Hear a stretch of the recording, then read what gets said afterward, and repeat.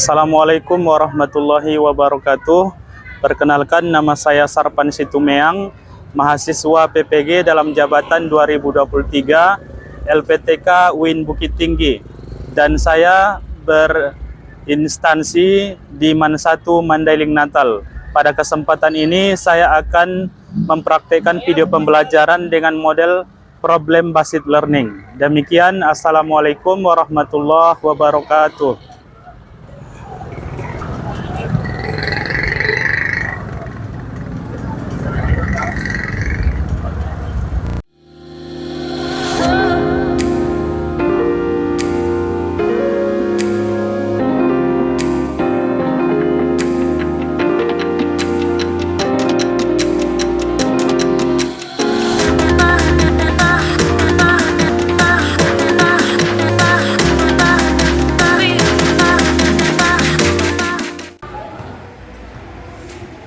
Assalamualaikum warahmatullahi wabarakatuh.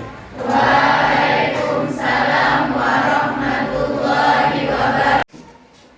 Baik, apa kabar Ananda semuanya? Alhamdulillah baik, Pak. Baik, alhamdulillah. Baik Ananda semuanya, sebelum kita memulai pembelajaran, Bapak minta agar semuanya melirik ke kiri dan ke kanan dan ke bawah untuk mengecek apakah di bawah meja kita ada sampah. Kalau ada sampah, Bapak minta diambil dan kemudian dibuang keluar. Coba silakan dicek masing-masing apakah ada sampah. Silakan, kalau ada silakan dibuang keluar.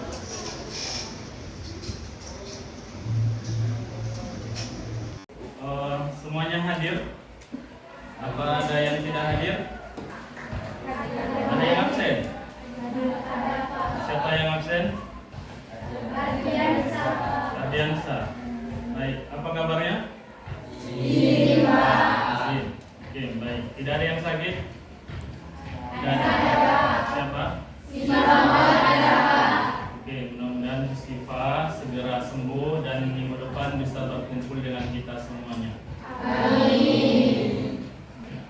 Baik, yang selanjutnya Bapak minta Ketua kelas untuk membawakan doa sebelum belajar. Siapa ketua kelasnya? Coba pimpin kawan-kawannya untuk membacakan doa belajar. Pelajaran baiknya kita membaca doa terlebih dahulu. Doa dimulai.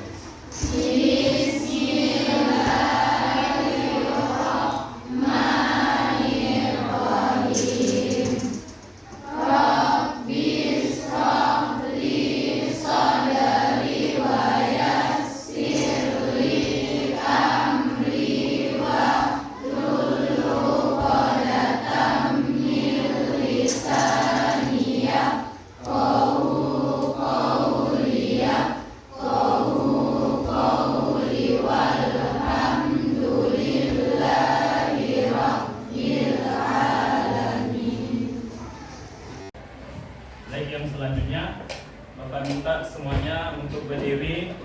Kita menyanyikan lagu nasional dulu. Silakan semuanya berdiri. Sama-sama menyanyikan lagu Indonesia Raya. Sudah? Baik, ayo sama-sama.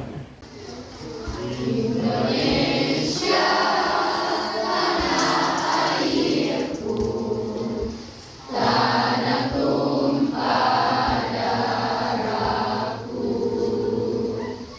Di sanalah aku berdiri, jadi pandu ibuku. Indonesia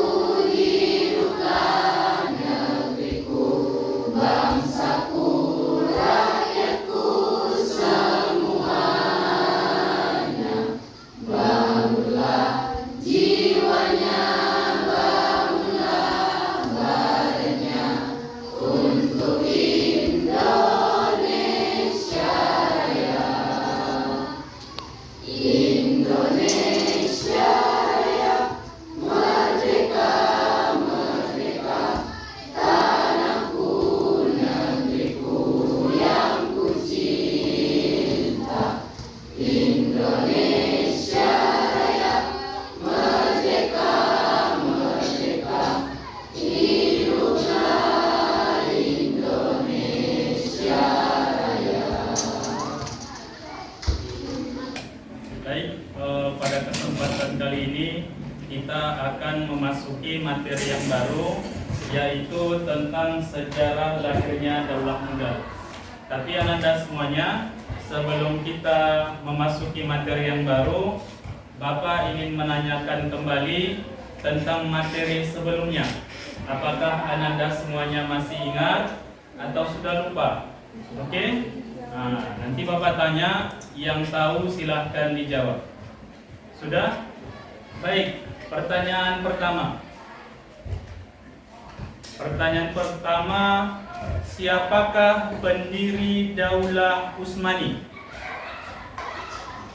Siapa? Oke, Utsman satu. Pertanyaan kedua, di manakah pusat pemerintahan Daulah Utsmani? Turki. Oke, di Turki. Berarti semuanya masih ingat ya? Baik, pertanyaan ketiga.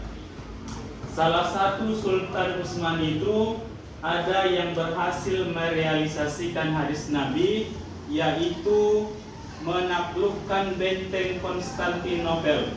Siapakah nama Sultan yang berhasil menaklukkan benteng Konstantinopel? Muhammad Al-Fatih. Oke, namanya adalah Muhammad Al-Fatih.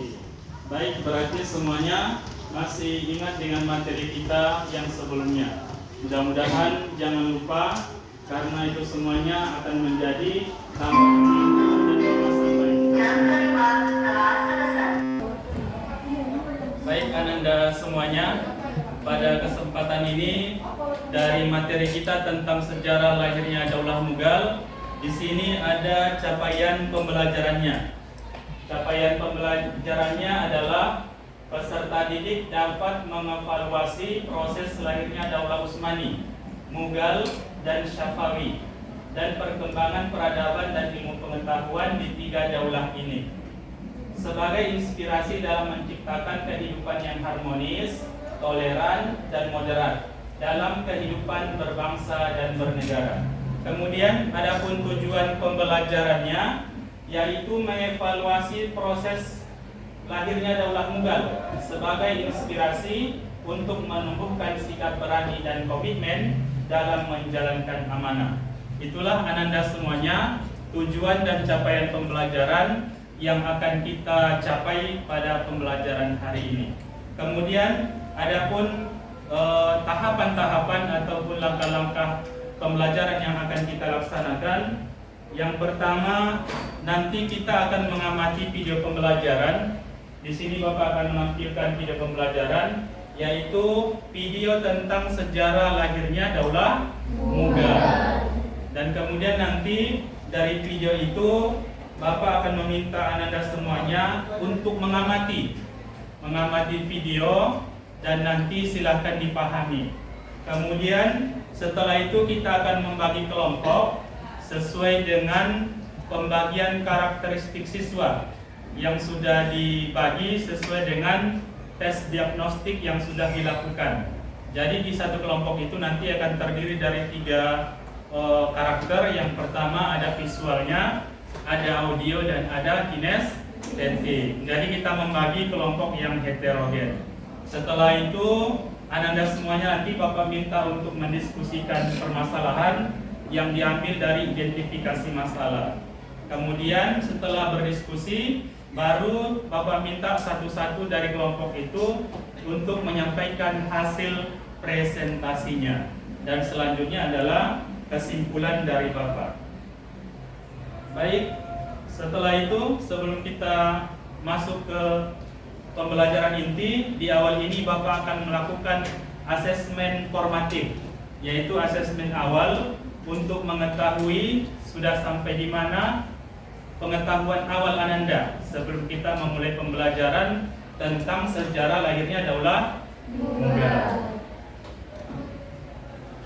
Oke, kita akan melakukan tes awal dulu untuk mengetahui kemampuan Ananda sebelum memulai pembelajaran.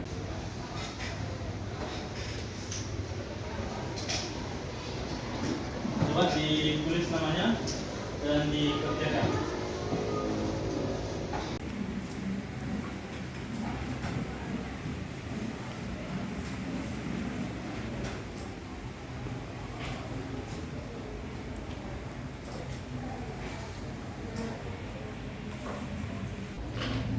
Baik, sudah siap?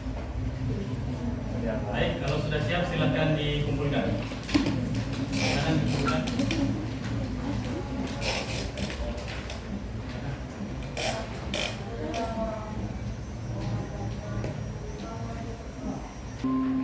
Baik, Ananda semuanya, coba semuanya berdiri. Coba semuanya berdiri. Kita tepuk-tepuk dulu ya untuk menambah semangatnya. Kalau Bapak bilang tepuk semangat, tahu tepuk semangat? Ayo kita ulang guys. Tepuk semangat. Semangat. Semangat. Ya. Oke, Bapak ulangi. Sudah siap? Siap, Pak. Tepuk semangat.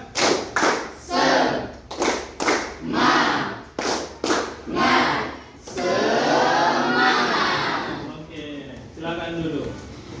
Mudah-mudahan semuanya bersemangat dalam mengikuti pembelajaran. Oke, pada kesempatan kali ini kita akan memasuki materi yang baru, yaitu tentang sejarah lahirnya Daulah Mughal. Daulah Mughal ini adalah daulah Islam yang berdiri di India. Tahu India? Jadi Daulah Mughal ini adalah daulah Islam yang berdiri di India. Setelah sebelumnya ada 3 daulah, ya kan? Yang pertama Daulah Umayyah, baru Daulah Abbasiyah, baru Daulah Utsmaniyah. Maka yang pada kesempatan kali ini masuklah kita kepada materi yang baru, yaitu sejarah lahirnya Daulah Mughal. Oke, di sini Bapak akan menampilkan sebuah video pembelajaran. Silahkan nanti videonya diamati, disimak, dan nanti dari video itu silahkan dimunculkan pertanyaan, ya kan? Videonya tentang bagaimana sejarah lahirnya Daulah Mughal.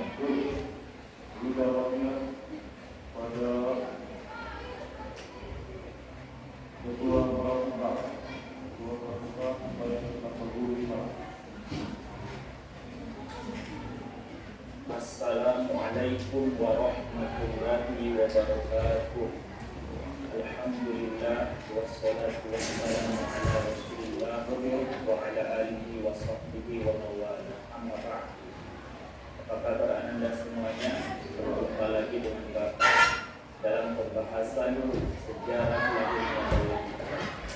Pada kesempatan kali ini kita akan membahas bagaimana proses lahirnya Daulah Mughal. Daulah Mughal bukanlah daulah Islam pertama di India. Sebelumnya sudah berdiri daulah Islam, yaitu Kesultanan Delhi.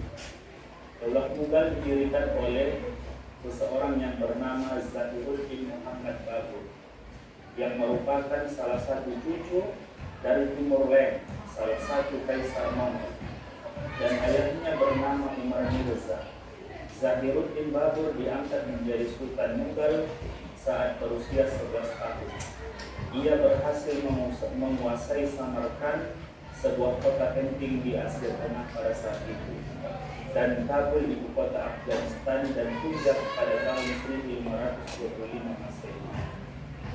Setelah menguasai Punjab, Babur beserta pasukannya bergerak ke Delhi. Zahiruddin Babur berhasil mengalahkan Ibrahim Lodi, penguasa Delhi, beserta ribuan pasukannya dalam pertempuran dahsyat di Panipat pada tanggal 21 April 1526 Masehi. Dengan demikian, restulah Daulah Mughal berdiri di India. Kemudian kita akan membahas strategi dan kebijakan pemerintah Daulah Mughal.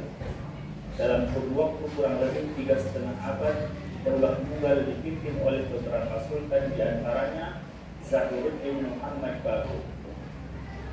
Zahiruddin Muhammad Babur menjadi penguasa pertama sekaligus pendiri Daulah Mughal. Pada masa kepemimpinannya, seluruh kebijakan digunakan untuk membangun fondasi pemerintahan. Pada awal kepemimpinannya, Babur masih menghadapi ancaman pihak-pihak musuh, utamanya dari kalangan Hindu yang dari awal tidak suka terhadap berdirinya Daulah Mughal. Sementara di sisi lainnya, Daulah Lodi berusaha bangkit untuk kembali menentang pemerintahan Babur yang dipimpin Muhammad Lodi. Pada pertempuran di dekat Gorodra, Babur dapat mengakhiri perlawanan Lodi pada tahun 1529 Masehi.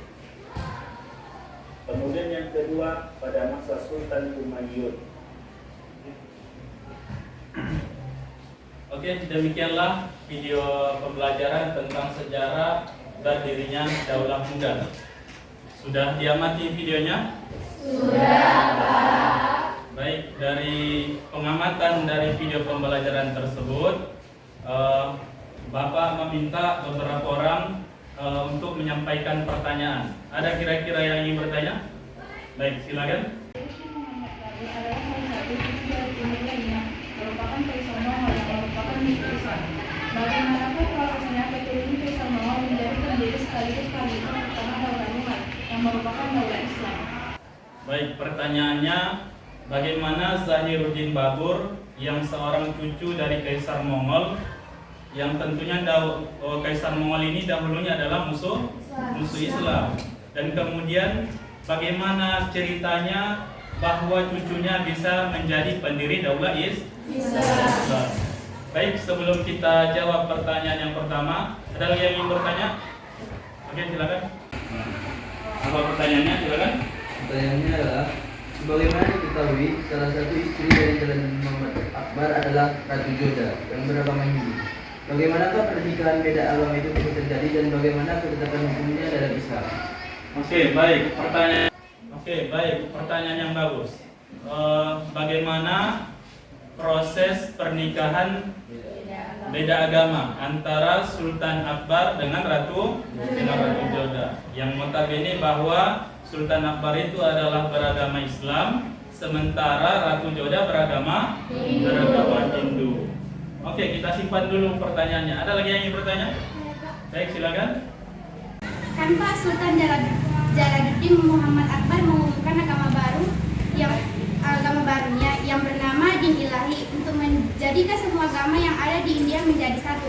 Pertanyaannya Pak, apa yang dimaksud dengan Din Ilahi yang diumumkan Sultan Jalaluddin Akbar? Oke, baik. Pertanyaan yang bagus dari kawan kita. Pertanyaannya adalah tentang Din Ilahi, satu agama baru atau aliran baru yang diproklamirkan oleh Sultan Muhammad Babur. Pertanyaannya, apa yang dimaksud dengan Din Ilahi? Baik, ada tadi 3 pertanyaan yang sudah disampaikan kawan-kawannya. 3 pertanyaan yang belum dijawab itu akan kita jadikan sebagai masalah atau pada bagian identifikasi masalah. Jadi ini kita jadikan sebuah masalah yang nanti jawaban atau solusinya akan kita pecahkan di diskusi kelompok. Jadi nanti kita bagi kelasnya menjadi beberapa kelompok untuk mencari jawaban apa solusi dan jawaban dari permasalahan yang 3 tadi. Permasalahan yang pertama, bagaimana cucu seorang Kaisar Mongol yang kita ketahui merupakan musuh Islam, kemudian tiba-tiba menjadi pendiri Daulah Islam. Itu masalah yang pertama. Masalah yang kedua adalah pernikahan Sultan Jalaluddin Akbar dengan Ratu Joda yang berbeda.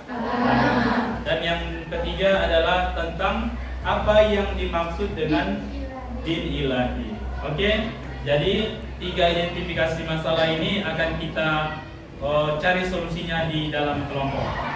Dan kelompoknya sudah Bapak bagi sesuai dengan tes diagnostik yang sudah kita lakukan dan dilakukan sekolah, yaitu pembagian kelompok sesuai dengan karakteristik siswa. Karena kita ketahui ada 3 karakteristik siswa, yang pertama visual, audio, dan juga kinestetik. Jadi ketiga karakteristik ini akan kita gabung dalam satu kelompok dan sudah Bapak tentukan. Sudah? Baik, kita langsung saja kepada kelompok yang sudah dibagi. Kelompok 1 nanti silakan bergabung di sana. Kelompok 2, kelompok 3, dan kelompok 4 untuk mendiskusikan masalah yang sudah kita dapati tadi. Oke, silakan untuk bergabung dengan kelompoknya masing-masing. Silakan berdiri.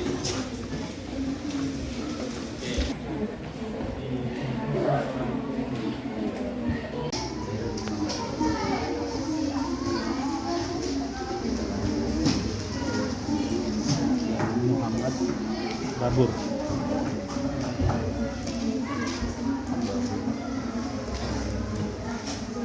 Dengan Ratu Joda Akbar. Pernikahan beda agama. Ratu Joda Akbar.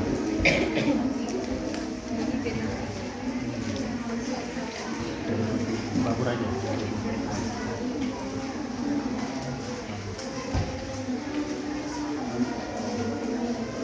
Pernikahan beda agama.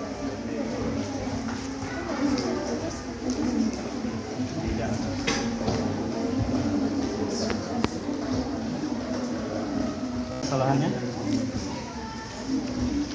tentang din ilahi. Din ilahi itu yang disampaikan oleh Sultan Jalaluddin Akbar. Coba cari. Konsep ini.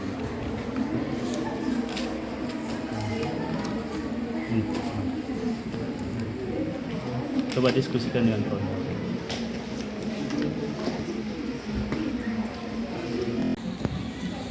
Kan yang kita tahu itu Zahiruddin Muhammad Babur adalah salah satu cucu dari Timur Leng yang merupakan Kaisar Mongol yang dulu itu musuh Islam. Nah, kan muncul pertanyaan tuh, bagaimanakah prosesnya mengapa keturunan Kaisar Mongol yang dulunya itu musuh Islam menjadi pendiri sekaligus khalifah pertama Daulah Mughal yang merupakan daulah Islam? Jadi kan itu muncul pertanyaan, menurut kalian itu jawabannya gimana? Oh iya, jawabannya kita cari di buku aja. Oke.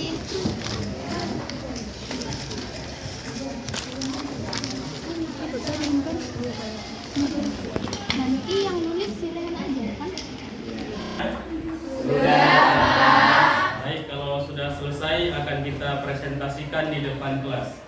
Baik, sebelum kita presentasikan, Bapak minta semuanya yang menghadap ke belakang agar menghadap ke depan.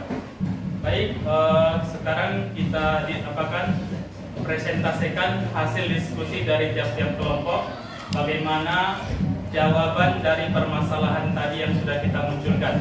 Baik, langsung saja pada kelompok 1 akan menyampaikan hasil diskusinya. Baik, silakan kelompok 1. Assalamualaikum warahmatullahi wabarakatuh. Waalaikumsalam warahmatullahi wabarakatuh. Kami dari kelompok 1 akan menyampaikan hasil diskusi yang permasalahannya, yaitu pertanyaannya 1. Zahiruddin Muhammad Babur adalah salah satu cucu dari Timur Leng yang merupakan Kaisar Mongol yang merupakan musuh Islam. Bagaimanakah prosesnya keturunan Kaisar Mongol menjadi pendiri sekaligus khalifah pertama Daulah Mughal yang merupakan daulah Islam? Jawabannya adalah Zahiruddin Muhammad Babur adalah putra dari Umar Said Mirza, seorang penguasa Fergana dan Muluk Nigar Hanum, seorang keturunan Chagatai Khan, anak Genghis Khan. Saat usia 11 tahun, Babur telah mendapat daerah kekuasaan dari ayahnya di daerah Fergana. Sejak usia muda,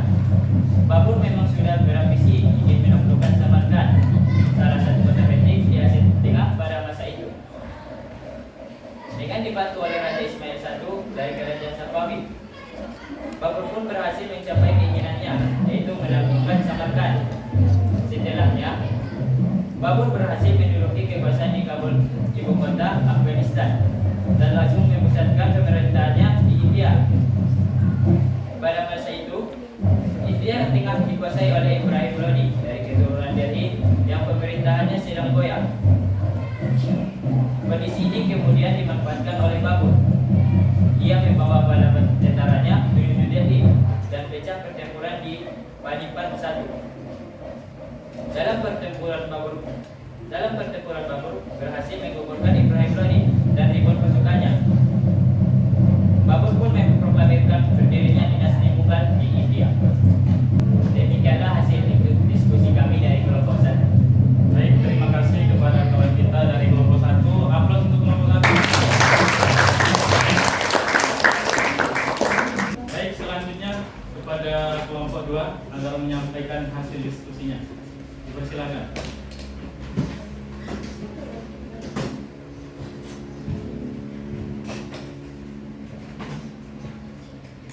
Bismillahirrahmanirrahim. Assalamualaikum warahmatullahi wabarakatuh. Waalaikumsalam warahmatullahi wabarakatuh. Kami dari kelompok 2 akan menyampaikan hasil diskusi kami. Nah, permasalahannya, sebagaimana yang kita ketahui, salah satu istri dari Jalaluddin Muhammad Akbar adalah Ratu Joda yang beragama Hindu. Bagaimanakah pernikahan beda agama itu bisa terjadi dan bagaimana ketetapan hukumnya di dalam Islam? Nah, hasil dari diskusi kami adalah Joda menikah dengan Raja Akbar di Sambar dekat Jaipur, Rajasthan, India. Joda dinikahi sebagai istri ketiga Raja Akbar sampai tutup usia. Ratu Joda tetap memeluk agama Hindu, namun ia dikenal sangat menghormati ketentuan-ketentuan dalam agama Islam. Pernikahan beda agama antara Raja Akbar dan Ratu Joda membuat situasi toleransi beragama dalam Kekaisaran Mughal yang menjadi tinggi. Meski dia seorang Hindu, Joda dihormati dengan nama Maryam Uz-Zamani atau ibu sepanjang masa setelah melahirkan Pangeran Salim. Selain Maryam Uz-Zamani, Joda juga memegang gelar Wali Nikmat Bagum yang secara harfiah berarti karunia Allah. Dia memegang gelar ini sepanjang hidupnya. Pernikahan Raja Akbar dan Ratu Joda menghasilkan pengaruh penting pada kehidupan pribadinya dalam mengeluarkan kebijaksanaan sotrik. Raja Akbar juga dikenal sebagai sosok raja modern moderat. Dia sangat menghormati agama lain. Raja Akbar memberikan banyak pelajaran tentang toleransi antar umat beragama sebagaimana memang tercatat dalam sejarah India sebagai keberhasilan Raja Akbar dalam penyentuhan tanah Hindustan. Demikianlah hasil diskusi kami. Saya pamit undur diri. Assalamualaikum warahmatullahi wabarakatuh. Waalaikumsalam. Baik, aplaus untuk kelompok 2. Selanjutnya kepada kelompok 3 agar menyampaikan hasil diskusinya. Pada kelompok 3 dipersilakan.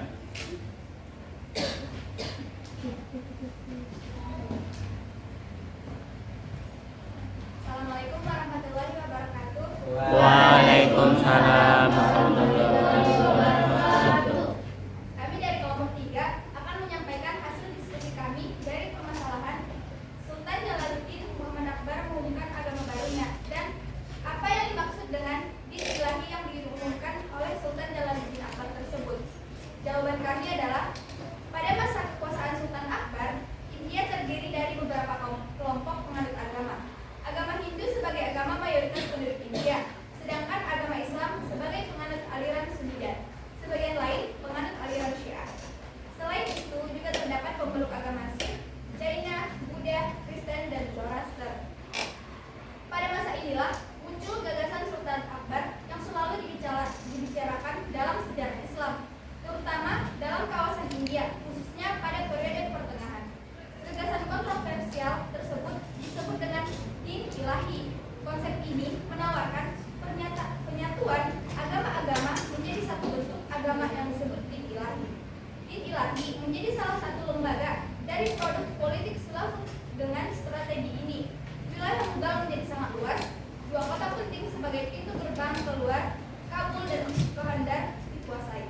Demikian hasil diskusi kami. Assalamualaikum warahmatullahi wabarakatuh. Waalaikumsalam. Baik, aplaus untuk kelompok 3. Baik, demikianlah hasil diskusi dari kawan-kawannya. Apakah di antara kawan-kawan yang lain ada yang mau menanggapi? Baik, silakan. Tentang hukum pernikahan beda agama, dalam hukum Islam pernikahan beda agama itu dilarang dan hukumnya haram. Terima kasih. Oke, baik, terima kasih kepada kawan kita berikan aplaus.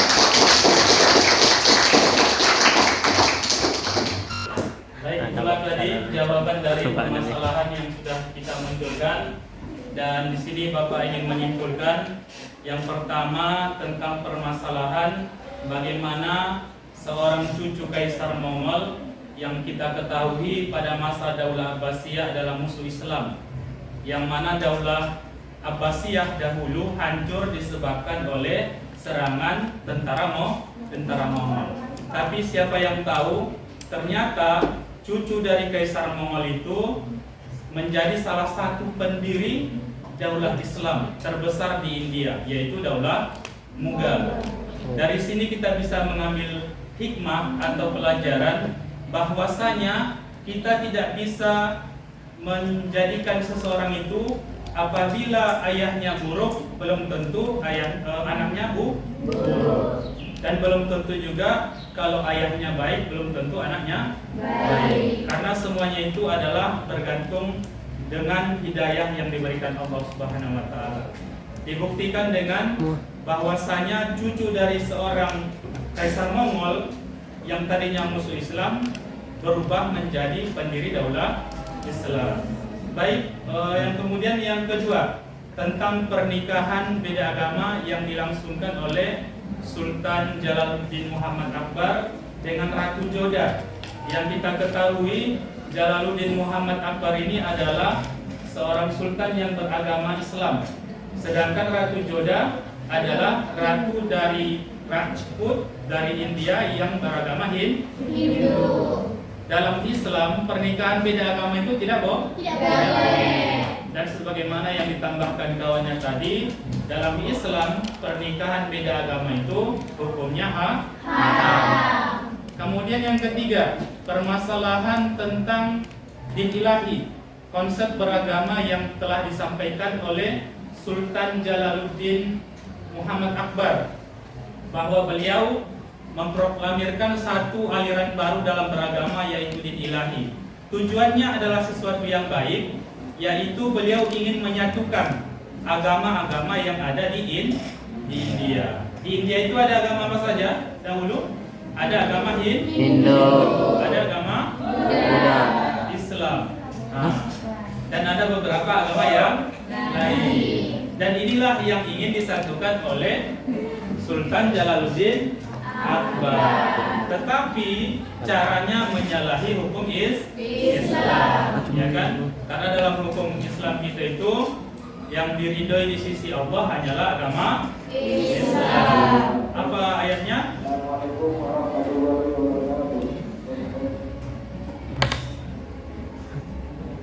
Ya, dalam Al-Quran, Inna dina indallahil Islam. Sesungguhnya agama yang diridhoi di sisi Allah adalah Islam. Baik, itulah kesimpulan dari materi kita. Mudah-mudahan nanti bermanfaat bagi kita semuanya.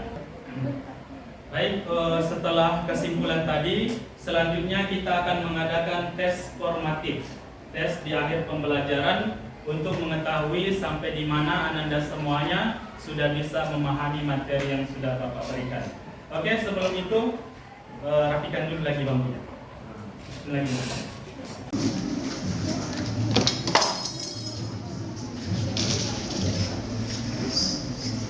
Silakan bacakan tes sumatifnya dan jangan lupa ditulis nama ya. Baik, sudah Bapak berikan waktu 10 menit untuk mengerjakan tes sumatifnya. Silahkan dijawab.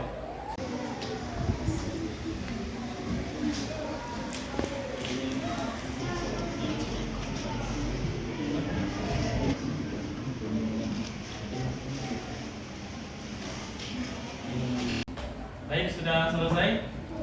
Baik, jangan lupa tulis namanya. Yang sudah selesai silakan dikumpulkan. Silakan. Yang sudah selesai taruh di sini. Baik, demikianlah pembelajaran kita hari ini tentang materi sejarah lahirnya Daulah yang berada di India. Baik, di akhir pembelajaran ini Bapak ingin bertanya dulu, bagaimana Ananda semuanya kira-kira pembelajaran kita hari ini? Apakah pembelajarannya menarik dan mengasihkan? Menarik, Pak. Oke, apakah materinya bisa dipahami? Bisa, Pak. Baik, alhamdulillah. Mudah-mudahan materi ini bisa menambah ilmu serta wawasan bagi kita semuanya, khususnya tentang daulah Islam yang berada di India. Baik, untuk minggu depan insya Allah kita akan membahas kelanjutan dari materi ini, yaitu tentang perkembangan peradaban dan ilmu pengetahuan pada masa daulah muda. Baik, di akhir pembelajaran ini kita tutup dengan membacakan sama-sama doa kafaratul majelis.